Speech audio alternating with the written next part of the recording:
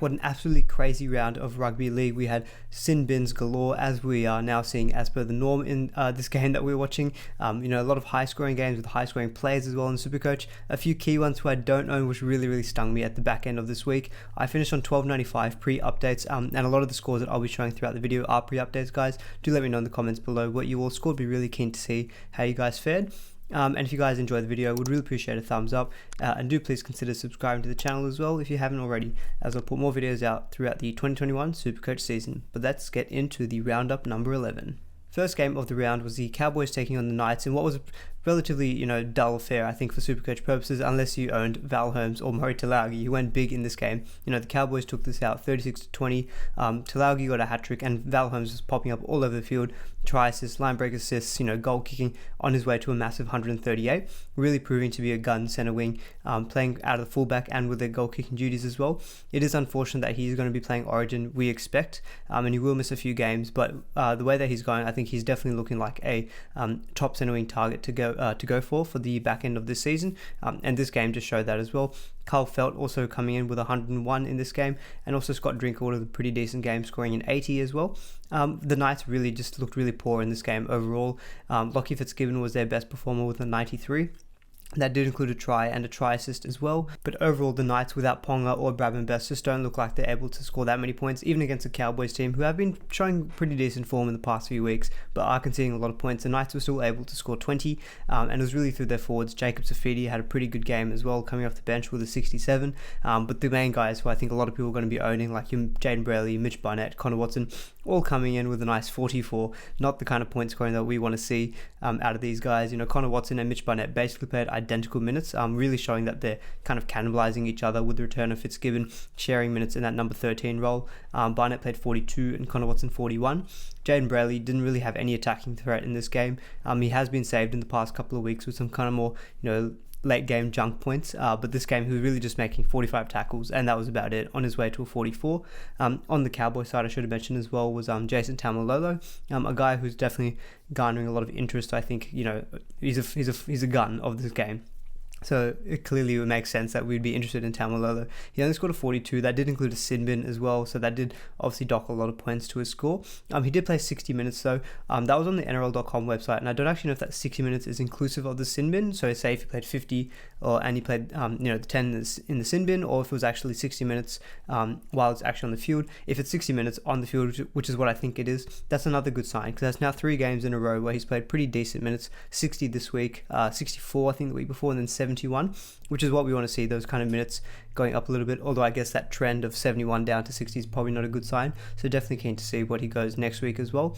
The Cowboys don't play in round 13 bye week anyway, so I think Taumalolo, with these low scores, he hopefully comes in really nice and cheap come round 14, and we can offload like a Mitch Barnett, because clearly he was only able to goal kick one time, but then when he's off the field, the Knights actually were able to score their tries. So Phoenix Crossan took the goal kicking, and any benefit of Barnett goal kicking, because there was no Tex Hoy in this game, was completely negated. So all in all, the Cowboys were just too good for the Knights at home, and the Knights really, without Ponga and Bradman Best, their main strike weapons, still weren't able to throw too much at the Cowboys, and Cowboys got it done at the end of the day. So the Warriors and the Tigers, the first game on the Friday, second game of the round, really was a thrilling game, with the Warriors taking this one out 30 points to 26, and the star of the show was all about Reece Walsh, this 18-year-old kid who the Broncos have let go. Again, I know a lot of people are going to be talking about the Broncos letting go of Walsh and Sam Walker, and for good reason. He's shown himself to be a quality player. I think he scored a try, and he had a hand in 3 tries as well, with some cutout balls. And his own try, he was jumping up really high, so it was really spectacular, and on his way to 129. It is a shame that he's only playing at fullback, but to be honest, I think these signs are obviously there that he's a star in the making, and he's got all the attacking weapons, and if this move of him playing at fullback is continued, because he was actually a late call up to start at fullback with Tuivasa Sheck to be on the wing. If that's the way that they're going moving forward, I think we can just kind of look at him as another fullback gun to consider, because he's definitely got that attacking points in his arsenal. on his way to 129 here, and Tuivasa-Sheck also profiting out on the wing there, getting a try and a try assist of his own on a way to a big 94. Tohu Harris as well just keeps ticking along with the 71, just what you expect out of him, which is absolutely crazy that his lowest score of the season is a 66. He's the guy is absolutely consistent. Really happy to have him in my team. I think I kind of bought him in just ignoring the round 13 bye week, just thinking he's a season keeper, just lock him in, and he is going to be very much so one of the most popular trade-ins in round 14 and 15 because he's definitely a season-long keeper. Another good performance here from Cody Nikorima with the 69 points.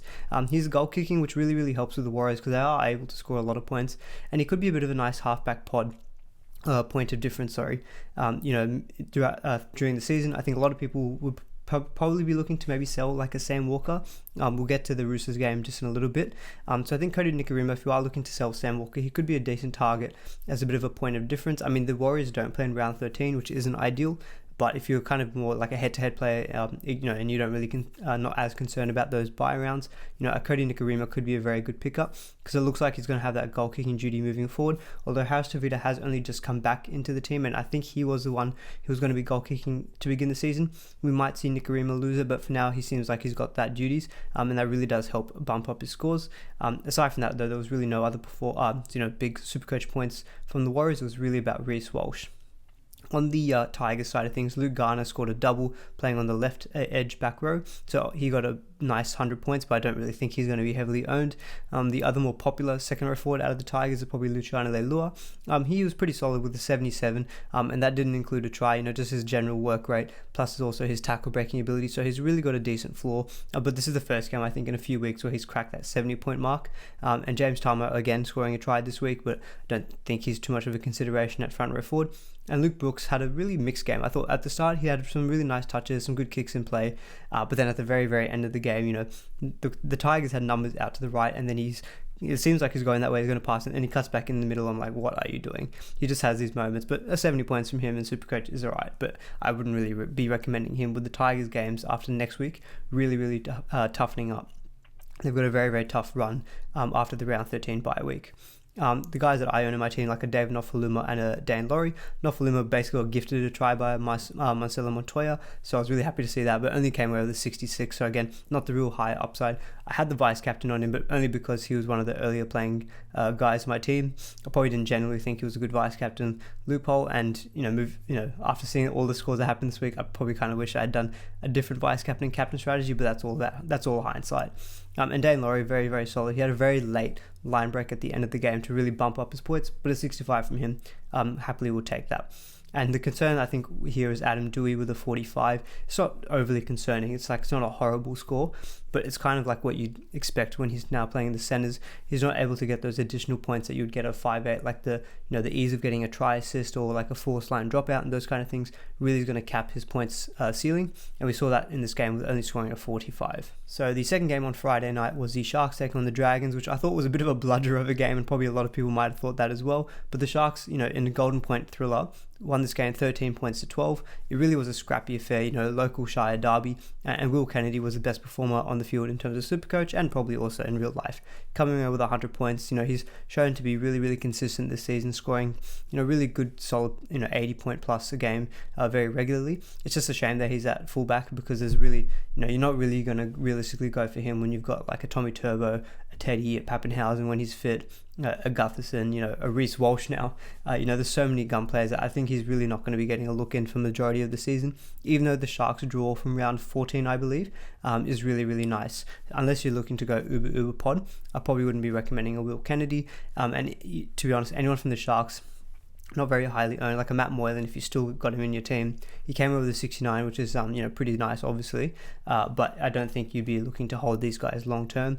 And to be honest, I think there was only one other guy I was really considering, is probably like a Sean Johnson or a Jesse Ramian. Ramian's out with an injury, and Sean Johnson has kind of just slowly returning back to fitness. And the fact that he's come back and had a little bit of time out again probably does give me enough concern that I don't think I'll rush to buy him into the team, even though the Sharks draw is very nice from after the first bye week. Just knowing that, there's this potential that he's not going to obviously be quite back to 100% fitness, and that might potentially cap his Supercoach points. So I think there's probably going to be hopefully better alternatives at 5'8", although we know that Sean Johnson on his day can put in the big points. On the Dragon side of things, I guess most relevant is Max Fiangai, or Fiege. I can't quite pronounce it. He scored a 67, which was a double, but he did come off, I think, that game late with a potentially a HIA issue, unless I'm thinking about someone else. But a 67 from him at his price is pretty decent. But again, I think there's some job security issues.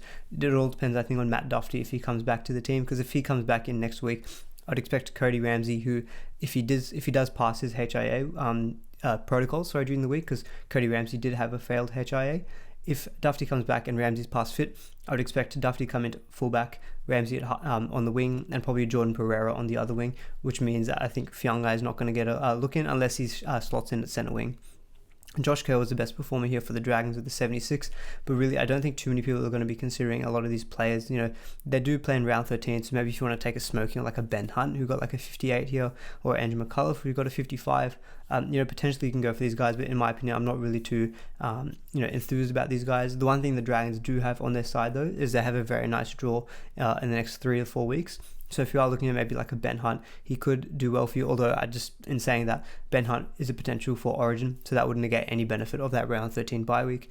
Maybe a Jack Bird if you're looking at him, but he only scored a 39 this game, and he's had a few games where he's popped off, but so far he hasn't really done too much consistently enough, I think, to warrant at least myself having to select him. So the first game of Super Saturday was the Gold Coast Titans taking on the Canterbury Bulldogs, with the Titans winning this game 30 points to 20. Again, the Bulldogs, I'll speak about them first. Very, very competitive. They always show a lot of heart and desire. They're just not quite good enough, to beat everyone else really in the league, which is a shame for them. But Luke Thompson was the best performer for them with a 96. He's definitely looking like the best investment if you want to buy anyone from the Bulldogs. He's been really, really consistent at front row forward or at second row forward. And he got a try in this game, which included a line break, which obviously did bump up his score to 96. But even if you take away that, he's still coming away with like a 66 points in base and tackle breaking stats, which is a really solid floor for your front row forward. So he's looking, I think, a great front row forward option for round 14, because they won't play in the round 13 bye week, and you can set and forget him potentially for the rest of the season as like your third front row forward that you can play basically on matchups or to cover injuries and suspensions. I would still note though that this is all without Josh Jackson in the side, so if Josh Jackson comes in and plays potentially minutes and takes away some of the workload of Luke Thompson, that might take away some of his SuperCoach points, but up to this point I think he's still a very, very solid purchase at front row forward.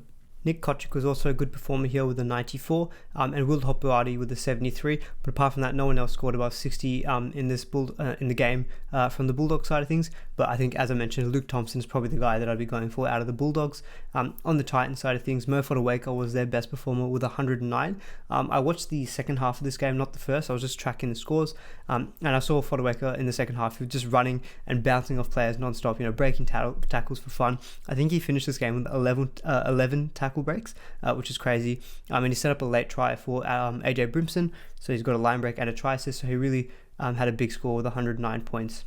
I would consider him potentially as a maybe a front row forward option in that mid-price category, but he won't play in round 13. I expect him to be named maybe on the bench for the Queensland Maroons. So that does negate that benefit of him potentially being an option in round 13, but still one to keep an eye on, I think, if he's able to continue putting in some good performances. Tino Fusumala-Awi had a decent game with a 91 that did include a try. This is obviously the first game in a while that I think he's really had a big game. He scored a 93 way back in the season, but since then we haven't really seen enough of these big scores. So anyone who's held on to him for all this time, obviously you'd happily take that 91 points, but he's obviously going to go away with State of Origin duty as well, and I don't think he's still even a long-term hold, but a good game from him in this particular case. And Philip Sammy also with a 90 had a very solid game. AJ Brimson and Brian Kelly as well had very, very good games. Brimson with an 85 scoring a double, and Brian Kelly getting a double of try assists on his way to an 83. So it definitely seems like Kelly has repaid the faith slightly for owners, but he has been a bit disappointing, I think, for anyone who purchased him recently. But, again, still a very, very good hold up until round 13. And even beyond that as well, he's got a pretty solid base. And this game, obviously coming up against the Bulldogs, who are the worst defense in the comp, you would have expected some decent scores, but they were able to deliver in this game. Apart from that, from the Titans, Jared Wallace with a 67 and Jamal Fogarty with a 61, but I don't really think too many people are going to be looking at either of those options anytime soon. But apart from that, not too many players I think to be considering from the Titans. I think we're all going to be waiting for a day for Feeder to come back against the Sharks next week. Anyone who's held him for this point in time, get ready to lick your lips, because he's going to be probably going to end up with 130, I'd say, for next week against the Sharks, and he's going to be a real point of difference, because I don't think that many people would have held him up until this point.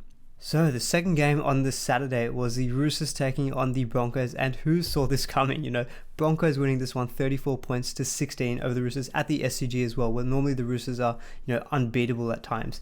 Yeah, this was just a crazy game, and I think anyone who watched this would have seen the all the controversy around this. We had Victor Radley, I think, was the main talking point, getting 2 sin bins, and I think he was on report like 4 times. I've got there, Radley's gone madly. I just had to put the pun in there, but yeah, it looks like I think he's potentially going to be out for up to a month due to all the charges that he's going to get, which is going to be a big blow for the Roosters, because it was evident in this game as well. When he's off the field, he's basically the halfback, playing in the middle for them. He links up all the attacking players, so he's going to be a big loss for the Roosters. And I think this is actually something to consider as well for the other attacking players out of the Roosters. Like I've got a Matt Cavalli, which, probably in hindsight maybe wasn't the best trade in. I got him in for these really nice games against the Broncos, the Cowboys, and then the Raiders next week. Obviously, I wasn't really expecting this result, so I can't have too much of that hindsight factor.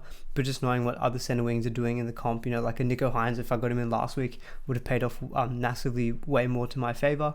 But, whatever, I'll live with that. But yeah, definitely something to consider with their other attacking players, like a Teddy as well. Teddy had a good game, a 93. He started the first half, really strong, had 3 try assists in the first half. Even in the second half, whenever he got the ball, he was looking dangerous. But the Roosters, honestly, they just got outplayed in this game. The Broncos came in with so much energy. So Tedesco only got a 93 in this day and age. A 93, I captained Tedesco. It's really not enough from your captain. I think we saw, obviously, with Cleary and Turbo going massive this round. A 93 from your captain is just not going to cut it. But again, it's not a bad score, but it's just not quite what we're after. And Angus Crichton with a 97 again. He's had 2 very, very good games. I kind of mentioned that with these good games against Broncos and the Cowboys and some attacking stats, Crichton is really going to be pushing some big scores, and he has really done so in the last fortnight. But he's also actually potentially missing the next 2 weeks through suspension with some charges. To be honest, I can't even remember what it was that happened in the game. But yeah, apparently he's going to be missing maybe 2 weeks, which is not good for any Crichton owners. With Origin coming up, I think you might be leaning towards a sell though, now that his price has gone back a little bit in the right way. Or you could just hold on to him because he's a season-long keeper. Satili Tupanua had a very good game, scoring a try. It looked really damaging on the right side for the Roosters, scoring an 88. And Daniel Tupou also scored a try, coming away with a 61. So he's still proving to be very, very solid. Those are the guys who got above 60. Jad Rua-Hargraves, who was a bit of a hothead in this game. And really, I think the Broncos had a good plan of attack, to really rattle him. And it was obviously very emotional for the Roosters because they were sending off Jake Friend on his retirement. So I think there was a lot of emotion driving the Roosters, but they just weren't quite able to channel that into a good performance. The Broncos, just completely outplayed them. And I guess the other big talking point here is going to be, Sam Walker. He must have nightmares about Tevita Pangai Jr. This is probably the first time we've seen, a team really target him. I think, he's a small body. He's only an 18-year-old kid, and he's shown, obviously, up until this point, he's got all the attacking flair and stuff, and he's been okay in defense. But this game, TPJ just ran right over him, which really exposes that weakness, is that he's just not quite big enough yet to really, put in these solid defensive tackles against these big back rowers. And that really helped Tevita Pangai Jr. because he scored at 85 here, came over with a try assist, had a lot of offloading. So really, again, showing that good upside for him in your front row forward. So he had a very, very solid game with an 85. David Mead scored a hat-trick, so he scored an 89, so a very, very good game from him. Palesia, I don't actually remember the first name, sorry. He scored 75, which did include a try as well, so he's potentially a good cheapie. This was his first game, scoring a 75. If he's able to get a continued run of minutes and games with the Broncos, he potentially could be a good cheapie prospect, although I wonder how much of that is due to Jordan Ricky being suspended for the next couple of weeks. But again, with Origin coming around the corner, you'd expect like a Payne Haas is probably going to play Origin for the Blues, so that potentially might help Palesia get some extra minutes. So definitely want to keep an eye on, I think. Jermaine Asako, again, he keeps ticking along with a 64. He had his goal kicking to really help his score. Matt Lodge, I thought, was absolutely outstanding in this game. He only came away with a 57 for SuperCoach purposes, but he really laid the platform. I think he was the main driving force behind that real aggression from the Broncos, laying a good platform for them. I thought he was the best on ground for the Broncos in this game. I'll quickly go back to the Roosters as well with Takiaho. He scored a 50-point effort, which is pretty decent, but he only played, again, 46 minutes, which probably is a bit of a concern still that his minutes aren't quite there at that 55 to 60 minute mark, which I think a lot of people would be hoping for. But his minutes are starting to gradually increase coming back from that rib injury, so it could just be a case that he's getting ramped up. I did sell him this week though to a Tom Flegler, as I had to make some money to make my other trade, which was a Bailey Simonson to Nico Hines.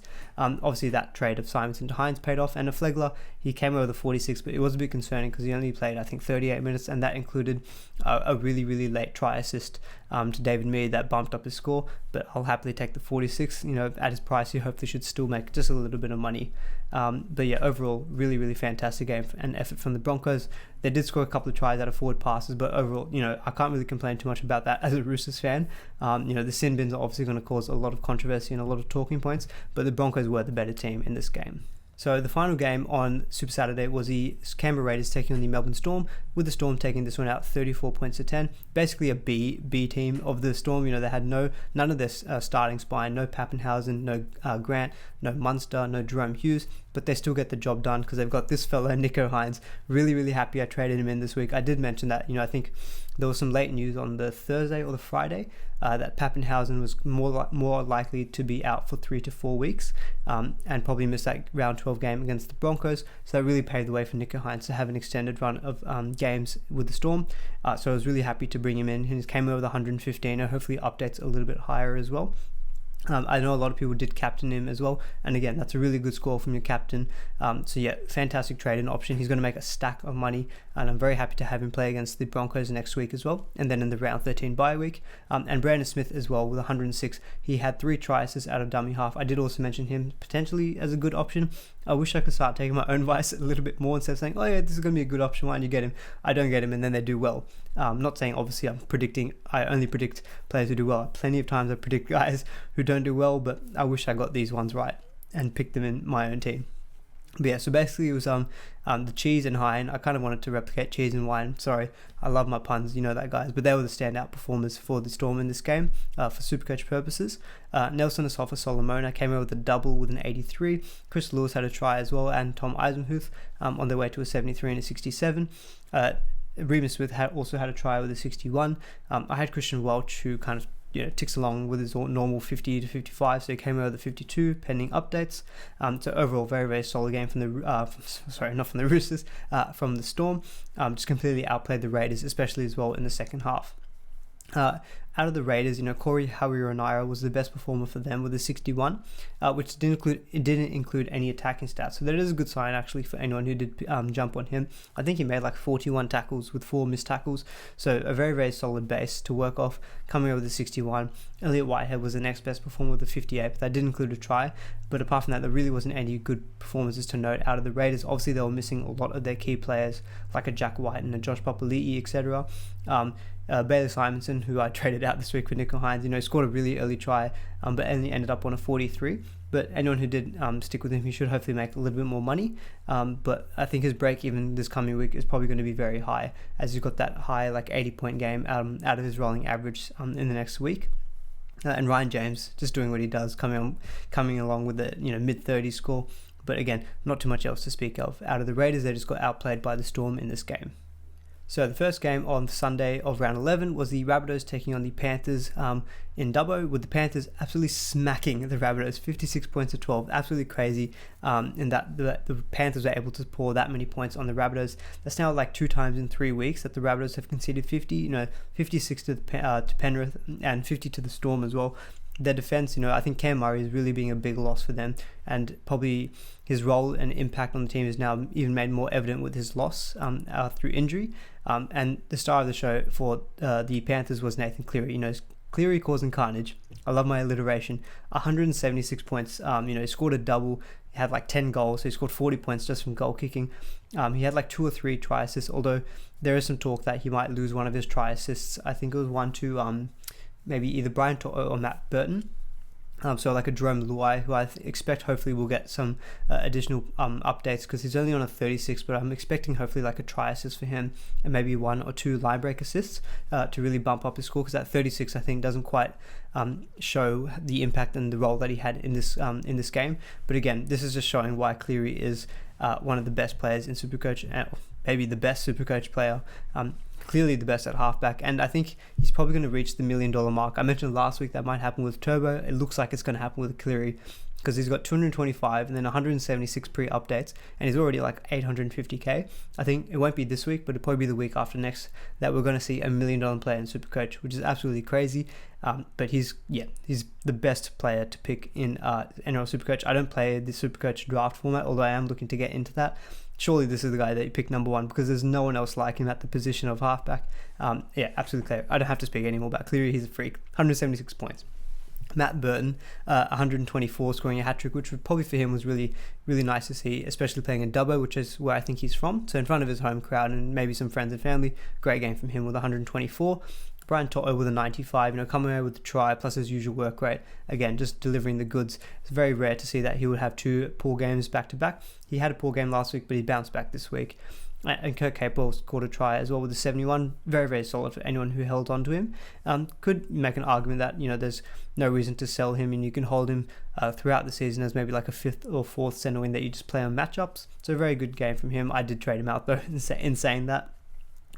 Isaiah Yeo with the 61 keeps kind of ticking along. Kickout scored a try, but only came away with a 52, and Fisher Harris only with a 48. I didn't quite look into his minutes, but potentially his minutes were down this game because the Panthers had such a roll on. They were scoring that many points. There was no need to overwork him, so that might be the reason why his scores were lower. I just have to take a look at his minutes. And Luai, as I mentioned, coming away with a 36 in this game. On the Rabbitohs side of things, Josh Mansell, the former Panther, was the best player in terms of SuperCoach points, scoring a 48, which did include a try, but there's just nothing to speak of really. Latrell came back for the Rabbitohs this game. It just didn't seem to do anything, though. The Panthers just keep on purring, and Latrell with a 45 points, in a beaten side where I don't think he actually had any attacking stats from memory. That's okay, but obviously not very good from your fullback. But definitely someone to consider hopefully during that State of Origin period, although I expect him to be picked for New South Wales. And Cody Walker with a 44, that did include a consolation try to help bump up his score. His score might have been, I think it was a try and a line break he got in that, so he could have been looking at a score in the teens. So hopefully he got that try to help owners out with a more respectable score. And Damien Cook with a 41. I don't even think he had a run in this game. It was crazy. He's just not delivering the goods for SuperCoach or in real life NRL for the Rabbitohs at this point in time. So again, I don't really think you can be considering him for SuperCoach purposes, especially even more so with State of Origin around the corner. And there's not much else to talk about out of the Rabbitohs. They just got thoroughly beaten by the better team in the Panthers. So the final game of the round was the Parramatta Eels taking on the Manly Sea Eagles, with the Sea Eagles taking this one out 28 points to 6 in what was a very emotional day for the club, obviously with Bob Fulton passing away. And the Eagles were really, really able to channel that emotion into a masterclass. They absolutely, I wouldn't say thrashed the Eels, but they were clearly the better team, led by their fullback, Tommy Trbojevic. The tons for Turbo are just the norm now. I think not going for Tommy Turbo that week when Pappenhausen got injured, I think I did Pappenhausen to Gutho. That's going to go down as one of the dumbest decisions probably of the SuperCoach season so far. I was concerned about his injury history, and I thought, Gutho had a nice draw because he had the Broncos and the Bulldogs. And Gutho was okay. He scored an 85 in this game because that did include an early try. But Turbo was clearly the guy to go for. And now I have no idea when I'm going to be getting him in because, as I mentioned, he could be close to $951 million soon in SuperCoach. I don't know if I can't afford that really.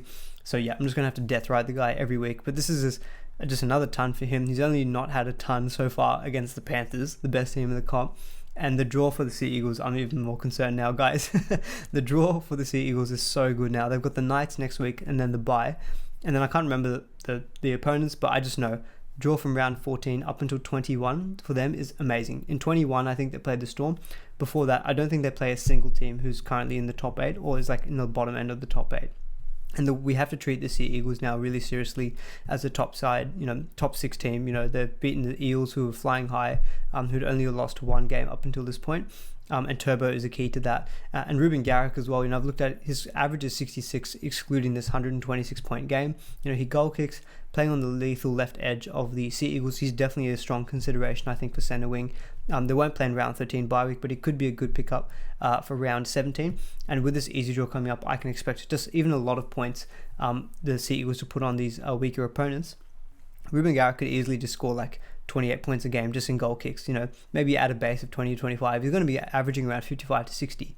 So he could actually be a really, really solid centre wing consideration. And you throw in a couple of tries, and he's got these really high upside games. This is not the first time he's cracked the ton this season. So he's definitely someone I'm going to be looking at as well in my centre wing. Again, why did I go for Ikuvalu? I don't know. I could have just gone for Ruben Garrick, but obviously all hindsight. And Brad Parker on the left as well. These guys are all playing on the left. Parker, Garrick, and Turbo just floats around everywhere on the field. Brad Parker had a 71, and Josh Schuster looked really, really solid playing at 5'8", scoring at 59 points. That did include a try assist. I think Turbo has got one try assist that looks like it should have been to Schuster, but the SuperCoach, the way they scored the game, normally the fullbacks get these kind of try assists. We'll have to see what happens in updates. Hopefully this goes up for Schuster and it gets taken off Turbo, because I want Turbo to score as least points as possible. Mighty Tapau has actually been really, really solid the past few weeks as well, coming over the 62. Apart from that, no one else in the Sea Eagles scored above 60, but again, overall, it was just about Tommy Turbo. From the Eels side of things, Gutherson and Papali'i really were the only ones who contributed to their first try and only try of the game. Papali'i putting a nice flick on for Gutherson to go over for the try. So Gutherson got a 85 and Papali'i a 77. So nice to see some attacking stats from Papali'i as an owner, finally. So he came away with a 77, but no one else in the Eels side scored above 60. Tom Opperchip had a few tackle breaks on his way to a 57.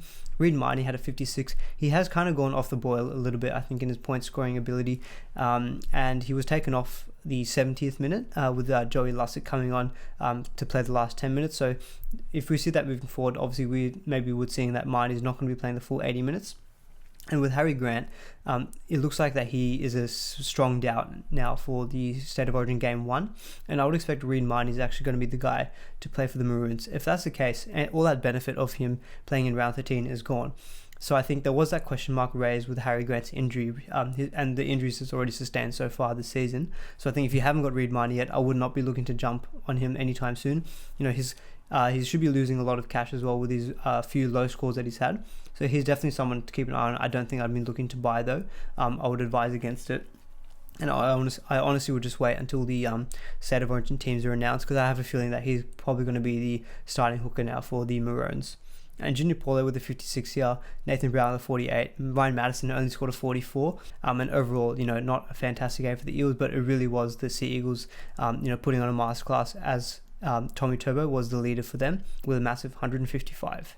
Well, that's it, guys. That is the roundup number 11. Hopefully you guys enjoyed it and had really, really strong weeks. As I said before, would really appreciate if you guys put in the comments below what you scored for the week, who your captain was as well. We would be really keen to see that. And I think if anyone captained Cleary or Turbo, you probably had a good week. I captained neither of them. I don't own Turbo, so as you can expect, not a fantastic week for me. I started to go off the rails a little bit in the past few weeks, so hopefully we can turn it around soon.